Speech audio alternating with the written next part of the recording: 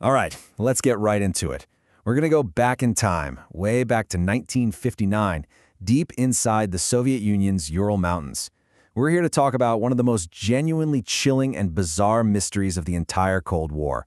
It's a story that involves 9 very experienced hikers, a scene that makes no sense, and questions that went unanswered for decades.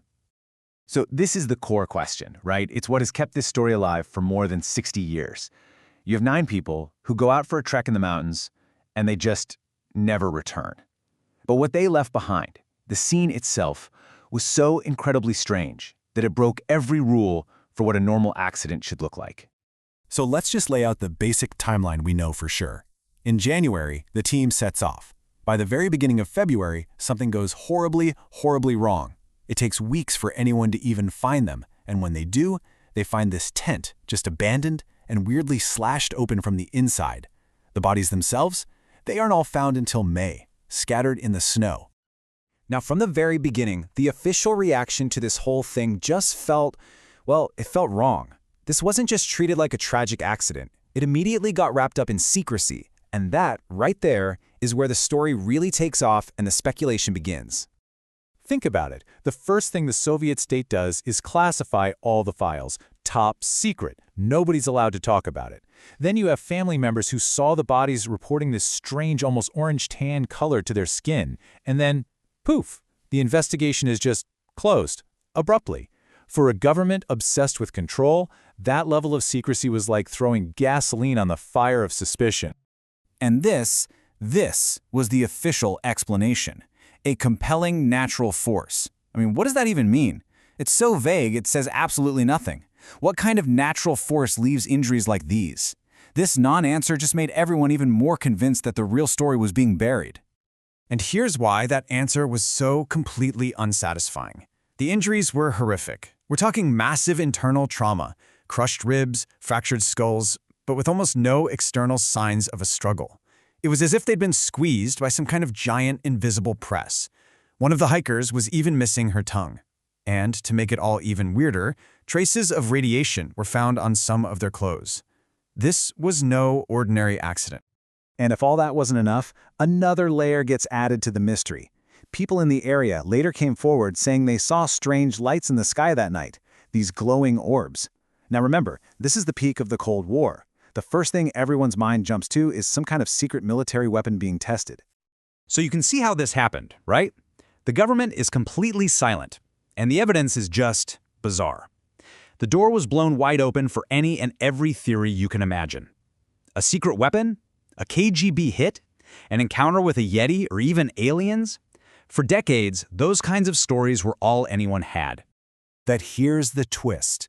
After all this time, modern science has come into the picture with a new perspective, one that paints a completely different and in some ways an even more terrifying picture of what might have happened that night.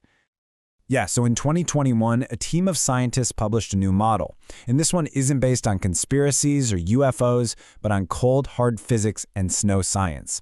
They tried to use the forces of nature itself to explain the unthinkable. And the key to their entire theory is something called a slab avalanche. Now, don't picture a big, fluffy cloud of powder. That's not what this is. Think of a huge, heavy, solid plate of snow that cracks and slides down the mountain all in one piece. It can hit with an absolutely incredible, crushing force. So here's the chain of events the scientists proposed. While the hikers were sleeping, a small slab avalanche slides down and hits their tent. It's not big enough to bury them completely, but that heavy slab is more than strong enough to cause those devastating internal injuries. In total darkness, injured and panicking, they slash their way out of the tent. They're disoriented, they're not properly dressed, and they run to the nearby trees for shelter, where, tragically, hypothermia and their injuries eventually take their lives. And what's so powerful about this model is how neatly it explains so many of the puzzles. Why was the tent slashed from the inside? Because they were desperately trying to escape. Why were the bodies scattered? They were disoriented and searching for safety in the dark. Even those awful internal injuries make sense when you think about the force of a heavy slab of snow hitting you. Okay, so if science gives us this plausible, tragic explanation, why is this story still so famous as a great conspiracy? Why hasn't the avalanche theory just ended the discussion once and for all? While the answer seems to have less to do with what actually happened on that mountain and everything to do with how the Soviet state handled it. The enduring part of this story is really about the power of secrecy itself. When you step back, you see there are two versions of this event. There's the probable truth, a terrible, tragic accident caused by natural forces. And then there's the story, a much more exciting tale of a sinister government cover-up, secret weapons, and who knows what else.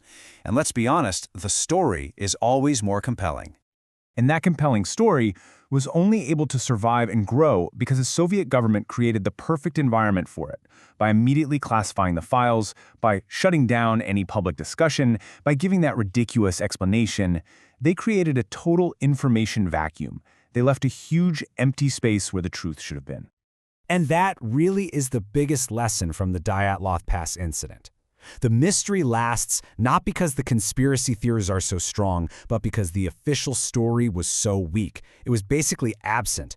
The Soviet regime's secrecy left a blank page, and when faced with a blank page, the human mind will always fill it with a story.